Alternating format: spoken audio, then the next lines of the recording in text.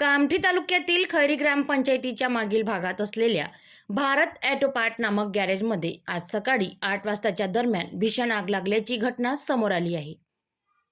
स्थानिक नागरिकांना गॅरेजमधून अचानक मोठ्या प्रमाणात धूर निघताना दिसून आला। नागरिकांनी तात्काळ याची माहिती गॅरेज मालकाला दिली, मात्र मालक घटनास्थळी पोहोचेपर्यंत आगीने विकराळ रूप धारण केले होते। घटनेची माहिती मिळताच जुना पोलीस ठाण्याचे पथक आणि अग्निशामक दल तातडीने घटनास्थळी दाखल झाले। अग्निशामक दलाने मोठ्या प्रयत्नानंतर आगीवर नियंत्रण मिळविले, मात्र तोपर्यंत गॅरेजमधील लाखो रुपयांचे साहित्य, ऑटो पार्ट्स आणि अन्य सामग्री जळून खाक झाली होती। या घटनेमुळे परिसरात काही काळ भीतीचे वातावरण निर्माण झाले होते।